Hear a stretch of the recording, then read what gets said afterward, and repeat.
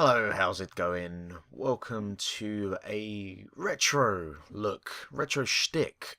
My voice is going. This is Alien Storm, and we are playing Alien Storm really only because I have a sexy new microphone and I want to try it out. This is the demo of Alien Storm, this is not me actually playing it. And the reason I picked Alien Storm is I wanted to start off with something a little bit simple, something that's not too much hassle to play. There's not really a lot to say about it. There's a few things I can say. I mean, I had this game when I was younger. This is annoying me. I had this game when I was a wee child as part of some sort of collection. And I got this actually as part of a 48 games I bought from the US version of Amazon for about £3.90 something or another. And I don't want to be looking at the demo again. And I think in some ways this makes up for me selling my Mega Drive a couple of weeks ago with none of my games. This I feel is like part of the healing process of that. But yeah, we're going to give this just a little crack. And so there are 3 characters to pick. Now this is the demo again. I don't want the demo. Press start. So arcade 1 versus 2 player options, sound test. We're just going to... Actually, what are in the options? We'll go with normal. The energy level, now that's something that I will want to talk about as we go through this. Yeah, the first thing is about this game is quite annoying is the use of energy. You look like you're on steroids, so let's use you.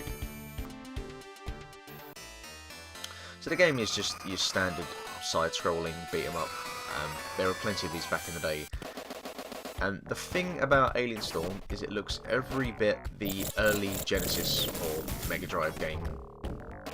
It's just, the sound is fucking terrible. Like, just the quality, not the actual music or the actual songs playing, although it's not exactly anything by any means that's amazing. So, your guy can use the B button, or in this case the A button on my Xbox, and he can fire like so. You can double tap, you can run. Some of the characters are pretty cool, but when you fire, you use energy. But to be fair, this is like your primary way of actually attacking. And so when that runs out, you're forced to just really use the butt of your weapon, unless you want to run back and forth like so, which is what it gets to that point and you have to do. There's also the chance you can use special attack like that, a la Streets of Rage. Although I don't know if the first Streets of Rage came first or this. But yeah, either way, I mean, like I was about saying, that there's going to be the comparison between Streets of Rage, Golden Axe, Final Fight, those kind of games, and this just kind of pales in comparison. There's nothing particularly memorable about it. The level design is pretty dull, the characters are faceless and generic. Some of the actual enemy design is pretty cool, I guess, but that's pretty much all it's got going for it.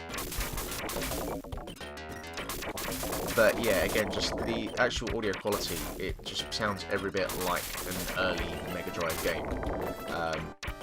Especially when, like, people talk about how Altered Beast is a Genesis Mega Drive classic, and I don't get that. Because in my mind, like, Altered Beast, apart from being a really substandard game, gameplay-wise, the actual kind of production quality is pretty dreadful overall. And obviously it is an early Mega Drive game, but it just doesn't hold up well. And especially because Sonic, the original Sonic was 1990 or 91, it was about 2 years after the Mega Drive came out. And the Mega Drive is really interesting, just because the gap in quality between the good games and the bad games is like a huge yawning chasm. And like, I honestly think that the gap in quality is bigger on the Mega Drive than it is on any other platform, which is a pretty bold statement, but just there are some early Mega Drive games that even the original Nintendo just blows away. But obviously when they do get it right, with the likes of, you know, the Sonic games, and I will probably be doing a piece on Sonic pretty soon. Obviously there's not a whole lot that can be said that probably already has been said before, but I'd like to give my 2 cents. But just from an actual production quality aspect in terms of the graphics and the sound, there's a reason it stood out so much back in the day. It looked and sounded and felt so much. It put Mega Drive on the map as far as I'm concerned. While a lot of Mega Drive games just looked and sounded like this. There's just a real tinny sound from the Mega Drive, which the SNES by and away surpassed the Mega Drive, and that's not good. There we go. Get myself out of that little problem. Now for the Wicked Witch of the West or the East. I can't remember. I haven't seen what it was in a while. So yeah, the actual production quality of the sound of the vocal recordings going forward are going to be much more improved. That can't be said for the actual content, but hey, it's a work in progress. Another thing I don't like about this game is that there's no real way to actually avoid enemies. Especially like the bosses like this, it's just you're gonna get hit no matter how much you're trying to avoid the damn thing. You know, you go anywhere near it and just that happens. So you're kind of just hoping for the best, trying to get a couple of hits in and running, but at some point you will get hit. Where I find that games like Streets of Rage, there is an element of skill and you can actually get through quite a lot of the game without getting hit. You know what, and you get to this point that you just think, oh fuck this, and just start hammering buttons.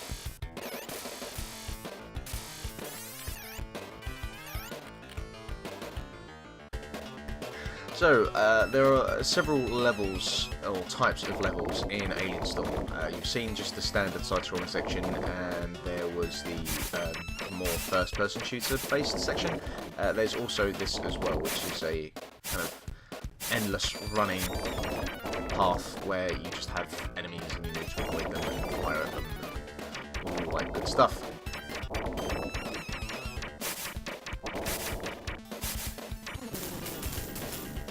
And we're done. The jumping doesn't feel particularly intuitive. It kind of goes into its own little animation. You don't really feel like you have any control over the actual jumping. Yeah, some of the actual animations of the enemies when they morph is pretty grotesque, and as you can see, some of these creature designs are, they're pretty cool, I'll give them that, but overall it's just, nothing about it really sticks out.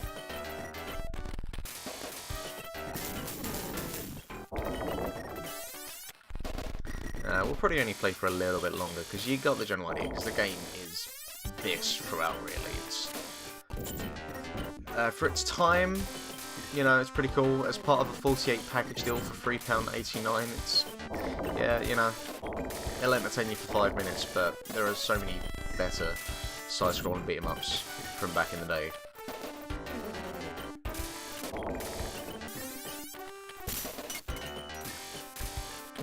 And there's a, quick 2-player game as well. Again, you might have some fun with it, but between the games already mentioned, and like the Teenage Mutant Hero Turtle games as well, especially Turtles in Time, goes without saying, that just surpasses this in every single way.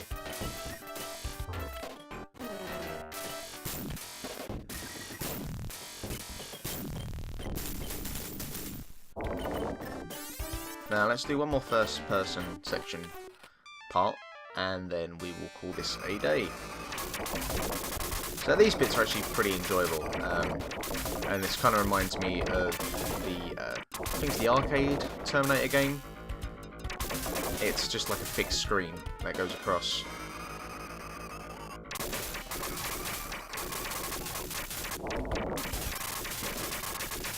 But obviously nowhere near as fun or memorable or enjoyable. Just kind of aimlessly fire as you please, while wasting away all of your energy.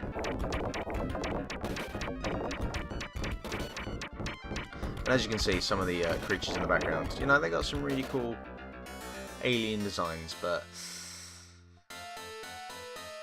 overall, yeah, not the greatest game on the Mega Drive. Not exactly a showcase piece. And you can all die.